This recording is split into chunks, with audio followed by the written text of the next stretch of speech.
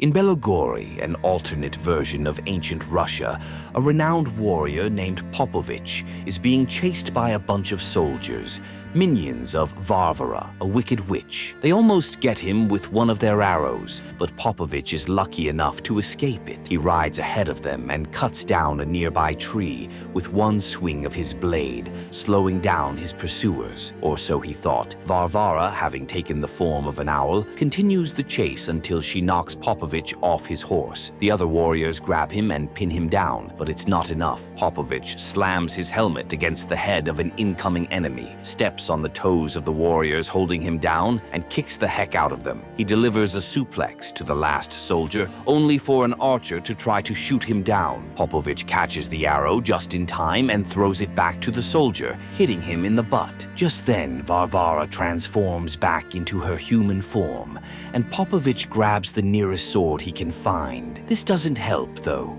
Sono Svetozar, il mago. Using her magic, Varvara emanates a whip and slaps Popovich's blade with it, turning it into jelly. Right before Popovich's eyes, a horse scatters into particles, only to reconverge as a wizard. Having inhaled too many particles, Popovich can't stop sneezing, so he interrupts Varvara whenever she tries to speak. Angry, she turns him into stone and tells her soldiers to dump him in the sea. Apparently, Popovich is the last of the renowned warriors. The wizard notices the glint in Varvara's eyes and realizes that he's in danger. To save his life, he jumps off the cliff and into the ocean, transforming into a fish as he swims away. Unfortunately, Popovich's stone body joins a myriad of other warriors at the bottom of the sea. It's modern-day Moscow, and Sviatozar, a con artist whose actual name is Ivan Naidenov, arrives on the set of a game show named Magic Challenge. Molte di più.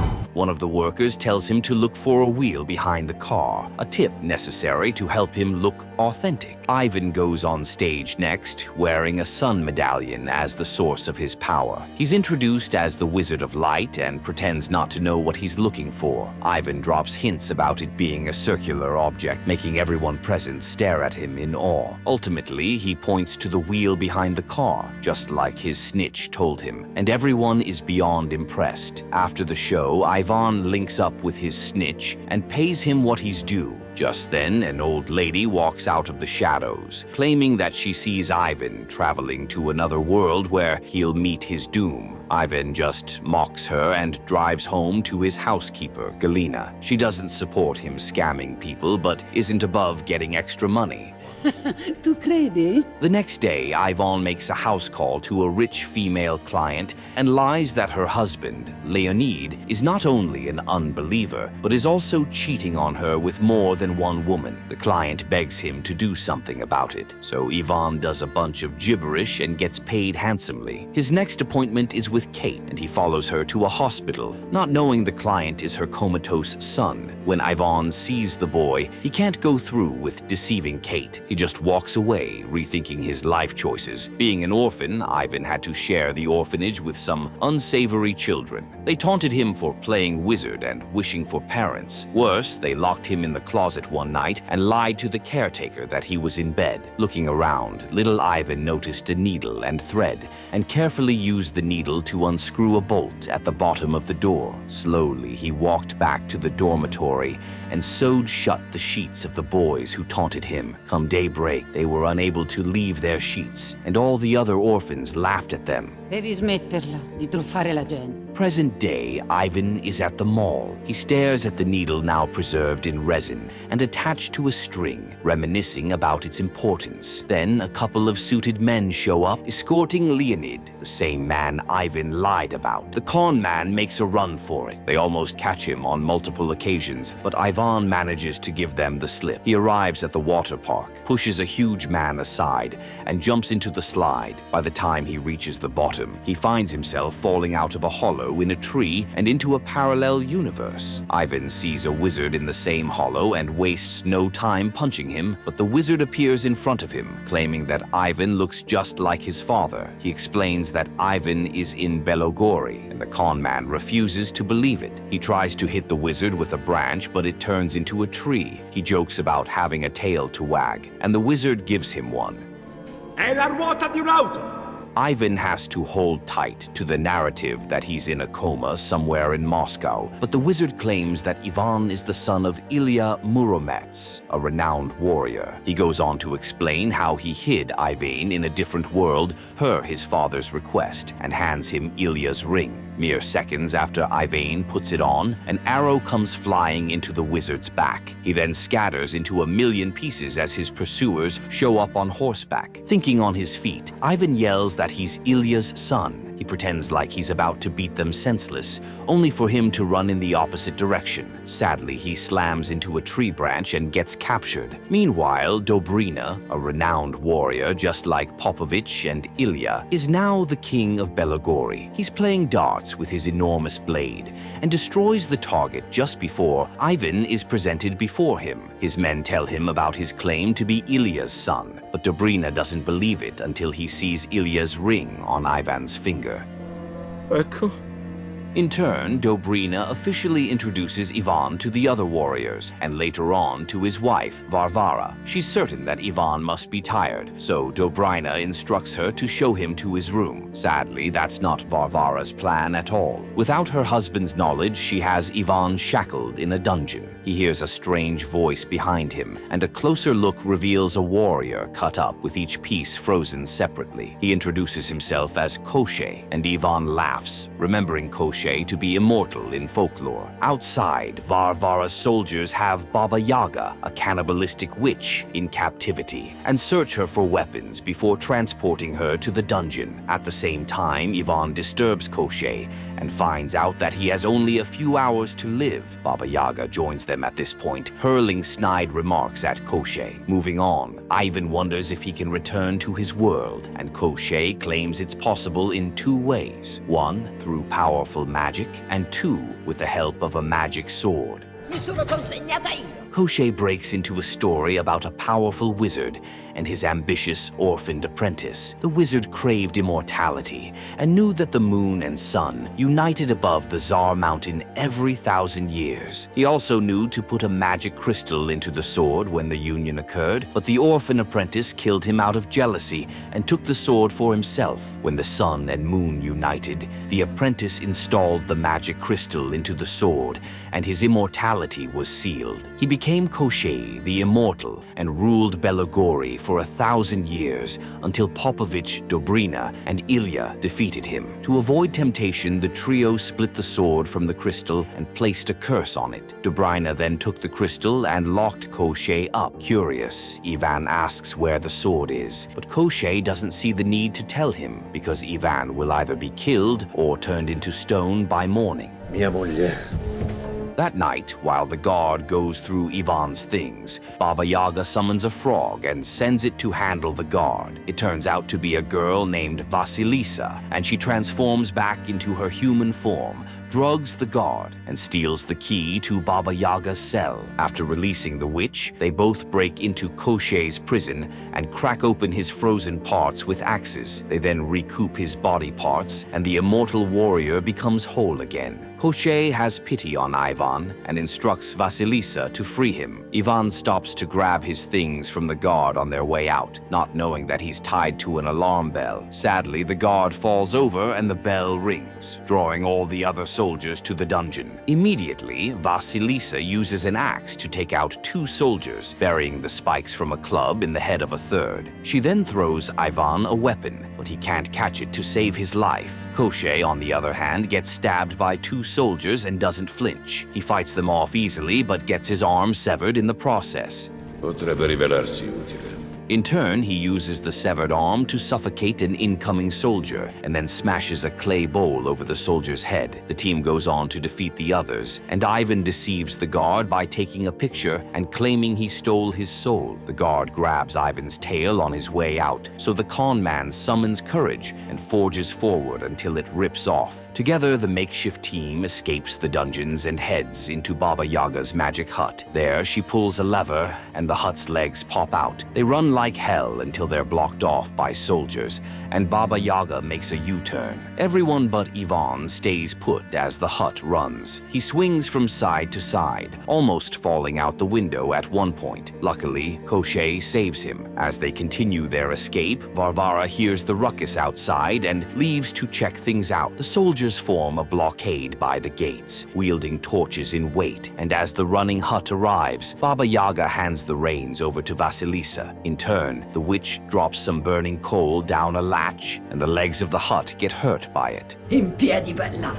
To prevent getting burned again, the hut begins to hop and continues to do so until it hops over their enemies and then over the gates. Meanwhile, a fuming Varvara turns into an owl and joins her men in chasing after Koschei. Once again, Baba Yaga comes to the rescue, sending off a pot through the chimney like some fireworks at a festival. The pot takes off with such force that it hits Varvara point blank, trapping her inside it and bringing her down. The next day, Varvara lies to her husband, claiming that Ivan is responsible for Koschei and Baba Yaga escaping. Dobrina then instructs her to find them. The hut comes to a halt somewhere in the forest, and everyone exits it. Teniamo la calma.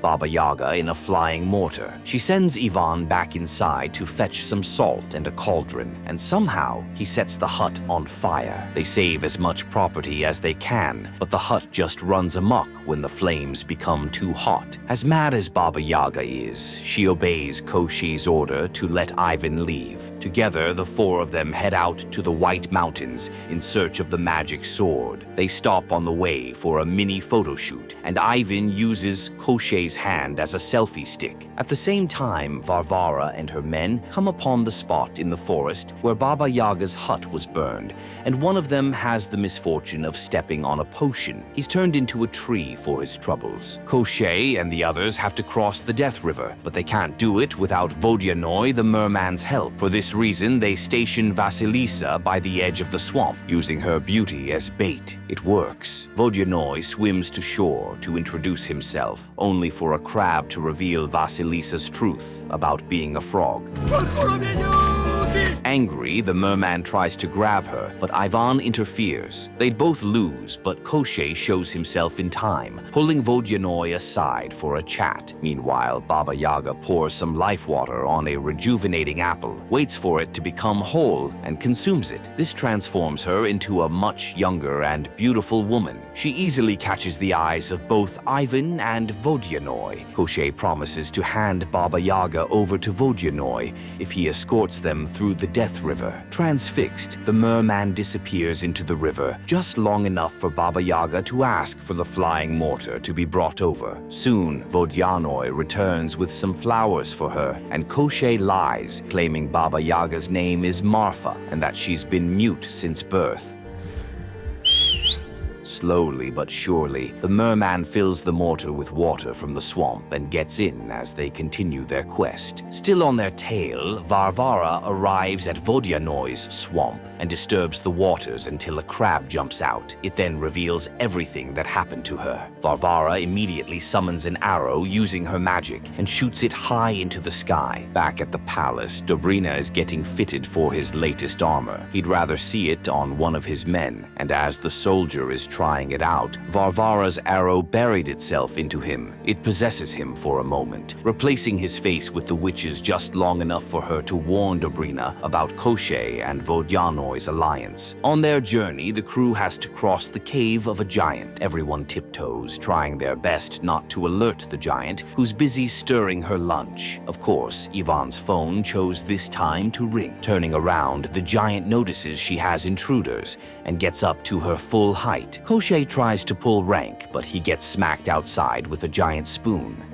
Non ci credo. Ivan dodges all the attacks from the giant, but that leaves Vasilisa cornered. Having no choice, she turns back into a frog and hops to safety. Vodyanoi is all that's left, but he sinks into the water so perfectly that the giant simply kicks the mortar, letting all the water spill out. The giant then returns to cooking, and Vodyanoi laments about not lasting without water. Vasilisa turns into a human once again, and she and Baba Yaga pressure Ivan to do something heroic. He steals another glance at the giant, only to discover that she's female. This gives him an idea. Ivan plays a love song with his phone, grabbing a thigh bone and using it as a microphone to announce his love. The giant is amused, to say the least, and she begins to dance with him. Soon, Koshchei returns for the others, and they all leave in one piece as the giant smiles ear to ear. Arriving at Death River, Vodyanoi bugs the others to hurry up and put him in the water.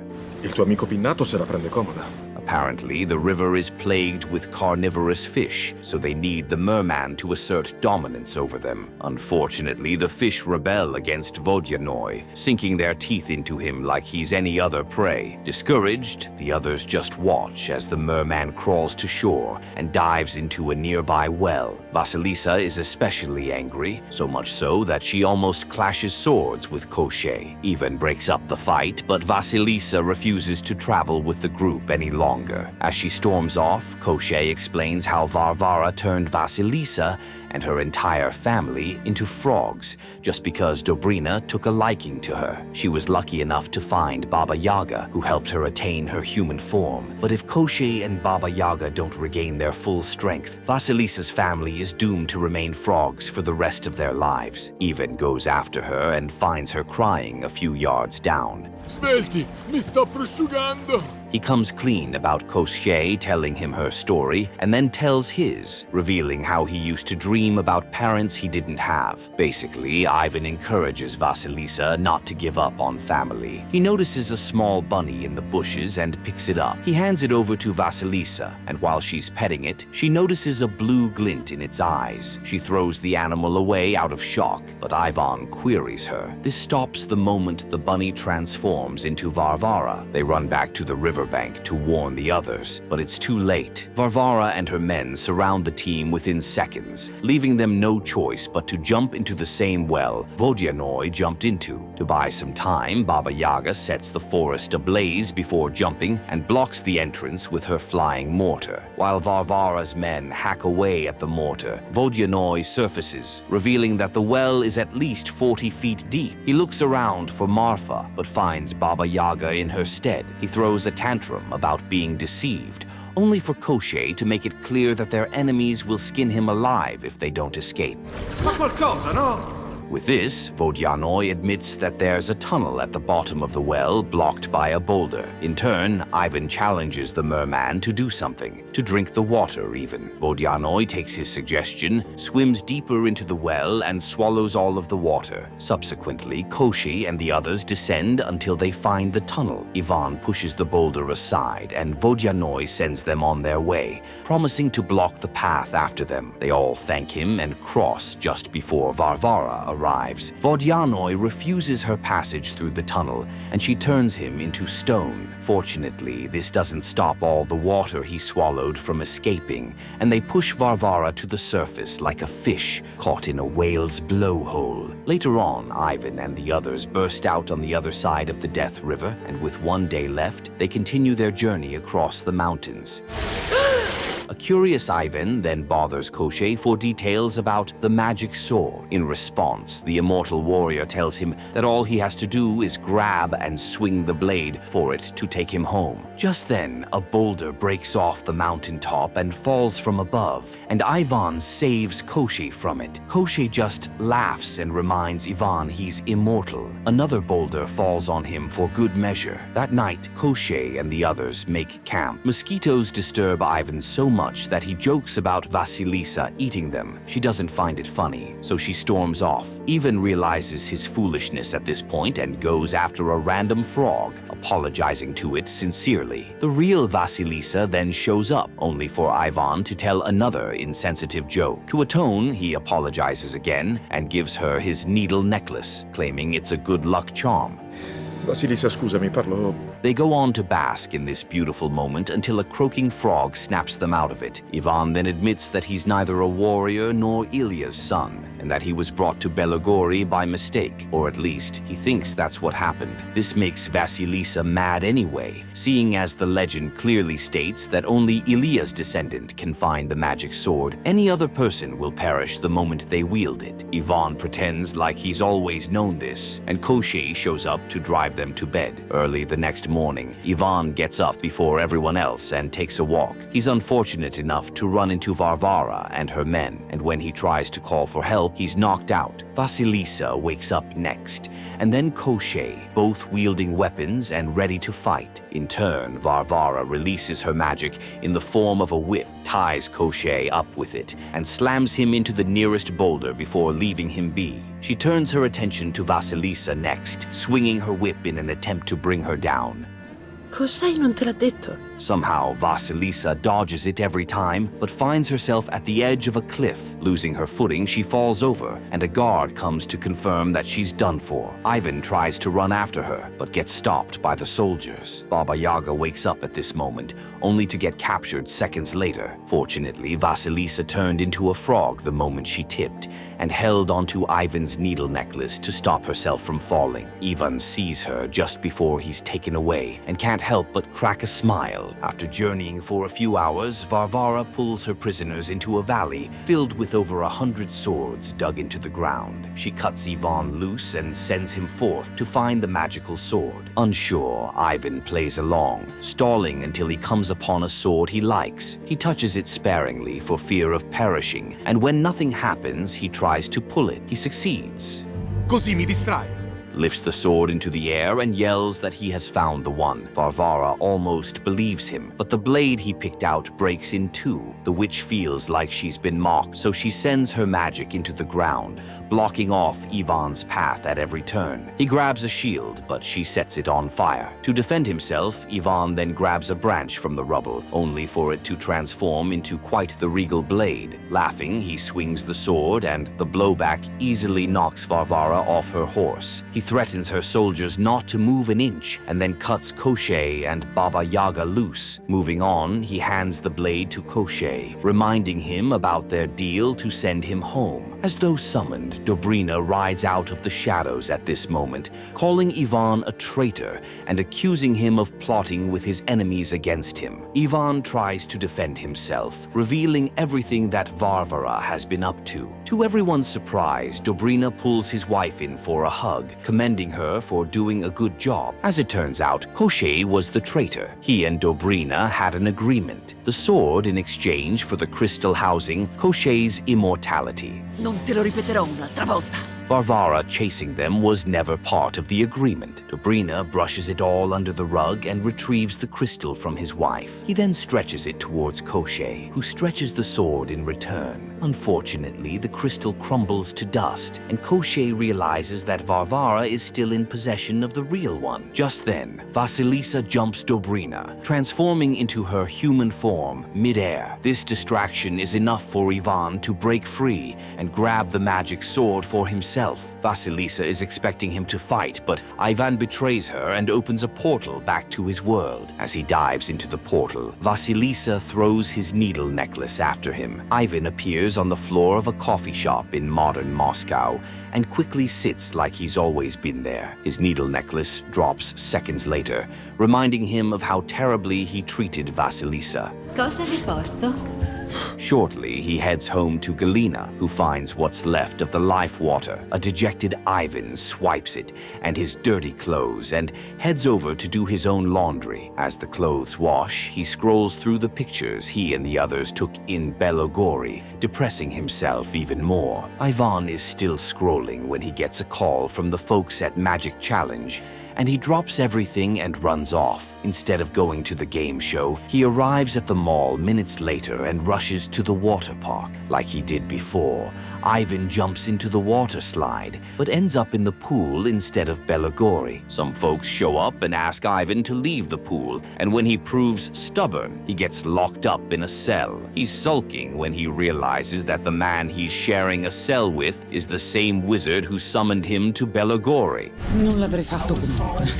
Apparently, he didn't die, but had to escape to modern-day Moscow. The wizard got arrested and his staff got taken away. With this, the duo forms a plan. Using his scamming skills, Ivan gets the cop to believe he's cursed, adding that he can only be cured if he gives Ivan a staff. The plan is to head to Belogori, release Goranich the dragon, and help him regain his power using a small satchel the wizard gives Ivan. Last minute, Ivan wonders what the wizard's name is, only to discover that he's Sviatozar, the Wizard of Light. The cop hands him the staff and he passes it to Sviatozar, who instantly opens a portal. The cop calls for backup and opens the gate, giving the wizard a chance to knock him out. In a hurry, Ivan grabs the cop's gun and dives into the portal, leaving Sviatozar to get caught. Back in Belogori, Koshchei, Baba Yaga, and Vasilisa have been taken back to Dobrina's palace and are being prepared for execution.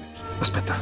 Meanwhile, Ivan finds himself in an underground chamber at the same palace. A few steps in, Goranich the dragon shows up, no bigger than a dove, with 3 heads. Ivan is quite disappointed, but quickly retrieves the satchel Sviatozar gave him, pouring its contents on the dragon. Sadly, nothing happens, and soldiers show up to retrieve Ivan. Upstairs, Dobrina prepares to become immortal. The sun and the moon are close to uniting, and Dobrina puts forth the magic sword. His wife hands him the crystal, and he lifts it alongside the sword, only for his men to bring Ivan in. With seconds left for the moon and sun to unite, Ivan pulls out the gun he swiped off of the cop and fires 3 shots into the ceiling. The others are scared, but Dobrina just goes about his immortality. Only then does Ivan shoot Dobrina in the heart, forcing Varvara to tackle him. Everyone is in awe of how quickly Dobrina dies, but in a few seconds the warrior gets back up. Ivan empties the gun into Dobrina's chest, but nothing happens. It's at this point that a soldier comes in, reporting the escape of Goranich.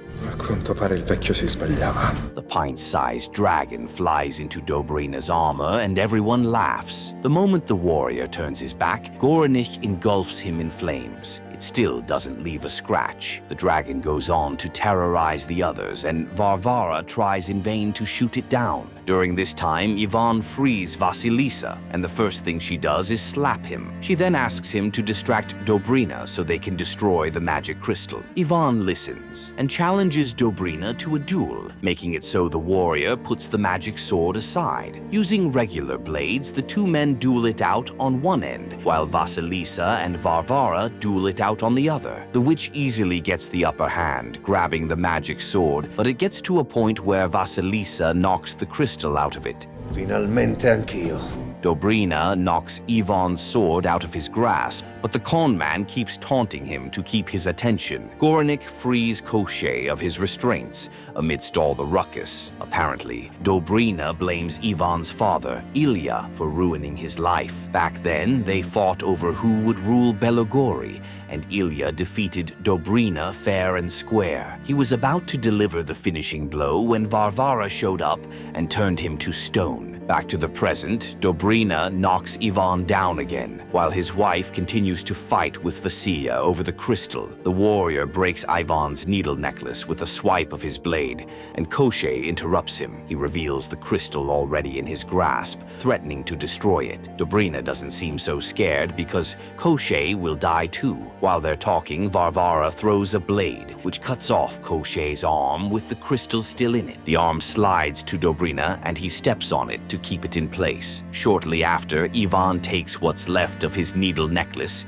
and stabs Dobrina in the foot. The little leeway Kashi's arm gets is enough for him to throw the crystal towards the rest of his body, and the moment it comes within reach, he shatters it with his blade. Within seconds, Dobrina crumbles into dust, with Koshchei not far behind. Seeing as her husband is gone, Varvara turns tail and jumps off the palace balcony. Everyone she turned to stone then returns to normal, starting with Ivan's father, Ilya. He locks eyes with his son and instantly recognizes him. Taking his rightful place as king of Belogori, Ilya throws a mighty feast, and everyone from Baba Yaga down to Vodyanoi is in attendance. Later on, Ivan makes his way back to modern Moscow just to pay Kate's comatose son a visit. He feeds the boy what's left of the life water and slips out after he wakes up. Ivan then returns to Belogori to to be with Vasilisa, and they ride Baba Yaga's hut all the way to Vasilisa's hometown. The two plan to marry and live quite the happy life together. All the warriors Varvara had turned to stone, then make their way out of the sea, one after the other. Varvara fled from Belogary to modern Moscow, and her mother, Galina, welcomes her with a scowl, pointing out her failure. For an orphan, life turned out really good for Ivan. He started off scamming people with magic